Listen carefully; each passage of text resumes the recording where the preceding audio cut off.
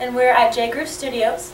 And I'm sitting here with rocker Kenny Wilkerson. Hey, hey! He is a recording artist that has played with many famous musicians, and he's also the co-founder of the 80s hair band Nova Rex. Hey, how are you? Good. Nice to meet you, I'm so glad you're here. Yeah, beautiful place. I love the place. Yeah. Thank you, thank you. Well, you've recently made a documentary. Right. So tell us about that. Well, what I did is I had a bunch of VHS tapes from back in the 80s, and I had a friend of mine. We put them all together. We shot it in a weekend, and it's airing on the documentary channel. And it's just been a big hit. It's been a blast. We've been having a blast with it. It's been out for like 8 weeks, and I'll tell you the cool thing that's happened about the documentary, other than just reflecting about that time frame. It's about hair metal, what our place was in it, you know. But museums, I've had a lot of memorabilia that we've just spread out between the museums. It started off kind of as a fun little thing. My hometown museum, where I'm from, I gave them a jacket and a bass and everything, and they were all excited about it. And I thought, well, that was pretty easy to do. So then I called the Hard Rock, which corporate happens to be in Orlando, and they took a jacket. I thought, well, that was pretty cool. And then I said, what's next? What's next? Smithsonian.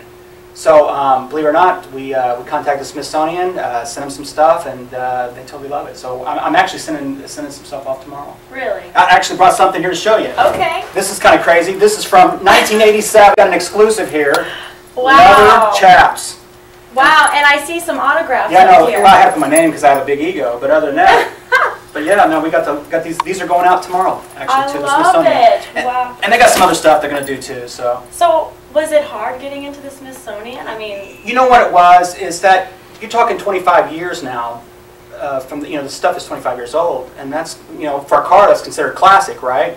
And when I talked to the Smithsonian, it's the National Museum of American History. They didn't really have a lot of that stuff.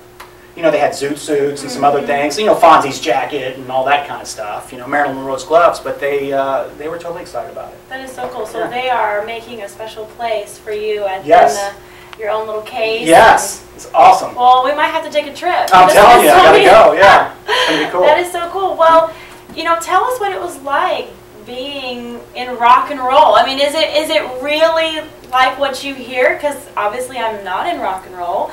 But so what did you hear? Well, this is crazy, the fun, crazy stories. I mean, what was it like being in all of that? Because I know that was a really crazy time, I think, for the whole country and all of those rock and roll days. And well, I always say it was the 80s. It was big, excess everything. I mean, I have to say I've never thrown a TV out a hotel window because I'd had to pay for it. But no, it was a lot of fun. It was everybody was just out to have a good time, and it was a lot of fun. I will tell you that the difference between now, just like even musically though, is that back then, you had to shoot the stuff. I mean, you recorded it on tape, like one take. Sometimes you had to splice the tape to put it together. Now everything's on the computer and they tweak it and stuff. It's very different. It's different times now, and and just a lot of they didn't have MTV and VH1 and all that. When I first started, so it was a lot harder. So would you say it was harder then? Was it harder to get into music then than say it is now with YouTube and all this multimedia going on and record labels forming everywhere and indie label? I mean, was it harder then to get discovered and get going? It was definitely harder to get noticed, for sure. Yeah. I mean, if you were a band, say in Philly, who's going to come see you? I mean, all the labels were New York and LA, so you eventually had to go to one of those spots. Yeah. We happened to go to LA because it was sun here, and I like the vibe. They had the beach and everything, but it was still hard to talk, to get to people. Now, I mean, you see people all the time on Ellen and all these shows. I mean, they just a YouTube hit and boom, they're gone. I tell you, YouTube is. A lot of people have been discovered off YouTube. I wish I had stock in it, yeah. Right. That would be a great idea. So tell us, who are some people that famous people that you've had the pleasure of working with over the years? Well, well, the last thing that I've done is I did Mickey Thomas. He's the lead singer from Starship, Jefferson Starship, and then with Starship, and I did a CD with him. I think it was called Over the Edge, and it had Jonathan Cain, keyboard player from Journey, Neil Sean from Journey as well, guitar player. I think there was. I love Journey. I'm trying to think who else was on it. Oh, the Jack Blades from Night Ranger, the bass player was in that, and of course Mickey Thomas, who's phenomenal at this point. And then I did a couple tribute albums. We did one with a bunch of people. I mean, guys from POD, Marilyn Manson, Whitesnake, Guns N' Roses. That was a collage of a lot of different. Ice-T was even involved in it. George Clinton. So. Ice-T seems like a really cool guy. You know, I actually met Ice-T a few times. He has that show, doesn't he? Doesn't he have a show? He did have a show. That's what I thought. Yeah, I watched it. Yeah. Yeah, that was good. Him and Coco or whatever. Yeah, right. and he just seemed like a really nice guy. I don't know. It could be TV. I don't know. But well, I mean, but he seemed nice. I watched the show. I mean, it was intriguing. I watched it. Oh. Maybe because of her. I don't know. He was pro, so everything was good. Yeah. Well, that's cool. Yeah. So, at what age, Kenny, were you a child? When did you in your life did you feel, you know, the pull towards the music industry? I was thinking about that. I think my first real goosebumps over the music was in middle school, early middle school. They used to have those bands that would come around and play your auditorium. Yeah. And I think that's probably what got me fired up. And then I had a friend's older brother that played guitar, and then so I would say by the age of 11, 12, 13, okay, I was full on rocking at that point. That's awesome. Now, were your parents supportive? Did they? They were. Good. Yeah, my dad, he always still gives me a hard time now that if you just give me this, I'll never ask for anything else. So I hit him up. I mean, you know, before it was all up. Backstage passes. The whole thing. Well, just even back when I was a kid. I mean, he used to. I remember my first little cover band I was in. Well, it was actually my band. It was a little original cover band that we had. It's they used to have to take me to practice because I didn't have a driver's license yet. Yeah. And then, hey Dad, if you buy the PA, and hey Dad, if you have this, and hey Dad, if you give me lessons and whatever. So yeah. It's at that age. Well, even as a child, I mean, it's a lot is on the parents. You know, because the parents have to take them to practice. The parents have to get them to this, get them this outfit and this and that. You know, so. Yeah, parents are special. They are special. They are special. Yeah, still love the parents on that level. Yeah, they let me. You know, that was the whole thing. Is just let me pursue my dream. Yeah. Yeah. So and you know, listen. When I called my mom, a week ago, and I said, "Hey, I'm in the Smithsonian," you know, she was excited. Well, yeah. I said, "Hey, I'm in the Smithsonian, anyways." Yeah. Now, do they live here in Florida? Or no, they live in Indiana. They're in Indiana. Yeah. What brought you to Florida? What? Just the sun.